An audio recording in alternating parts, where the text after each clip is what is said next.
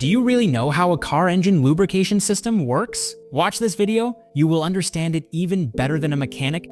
It's through the filler neck of the engine. The oil is then drained from the head through the return channels, the engine block, and finally into the oil pan. If you want to check the amount of oil poured in, just use this dipstick. The oil level should not go beyond the lower and upper marks.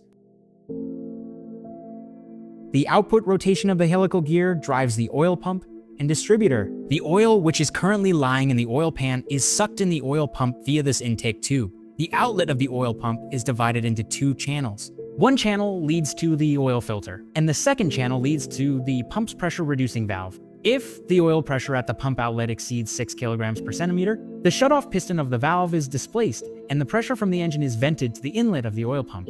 This will make sure that the stable pressure is maintained regardless of the engine speed. In the oil filter, the oil from the bulb is first forced through the filter element and then to the central part of the filter. The oil then flows through a channel and reaches a pressure sensor. From there, it is routed to the engine block. Look, in this place, a pressure relief valve is also located. It opens when the oil cannot be forced through the filter. Two situations can lead to this condition. One, when the oil is too thick due to cold weather. Two, when the filtering unit is too dirty. This is the main oil channel of the cylinder block. This channel supplies oil to the head. You can see many branches of oil flow are getting formed from the main channel. These branches of oil help to lubricate the crankshaft liner beds.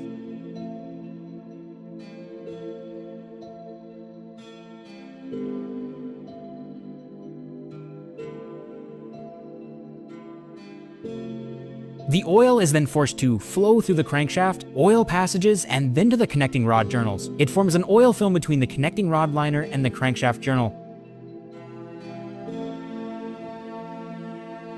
The excess oil after the film formation is squeezed out from under the liner. This gets dispersed as tiny oil particles due to the effect of centrifugal force. The oil splashes onto the cylinder walls. As the piston moves downward, the piston oil ring removes the oil from the cylinder walls. This creates oil pressure between the cylinder and the piston wall. The pressurized oil is released through the notches in the piston wall and injected into the piston. Here, the oil reaches the top head of the connecting rod, which has a hole for lubricating the piston pin.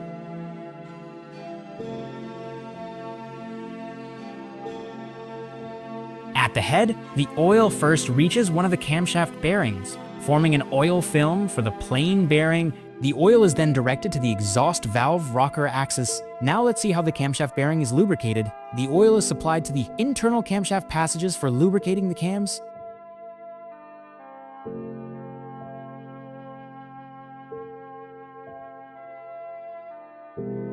Further, oil from the axis of rocker arms lubricates the last bearing of the camshaft. From this bearing, the oil is supplied to the camshaft axis of the exhaust valves. Similar to the crankcase, under the valve cover also forms an oil dust and mist. This is used to lubricate the other parts. Remember, to these parts, there is no direct oil supply. Another lubrication outlet is located near the camshaft star flange. This is where the camshaft locking plate is getting lubricated. Excess oil also flows onto the crankshaft, splashing and lubricating the timing chain. After that, the oil drains back into the crankcase.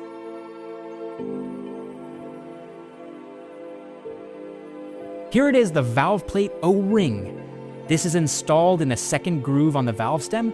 Generally, valve seats are not present in the engine when they come just out of the factory.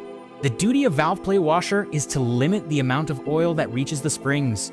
A rubber sealing ring blocks direct oil penetration through the oil seals to the valve stem. Nevertheless, a certain amount of oil does reach the valve stem. This amount is sufficient to lubricate the stem. The excess oil runs down the tapered tip of the valve guide.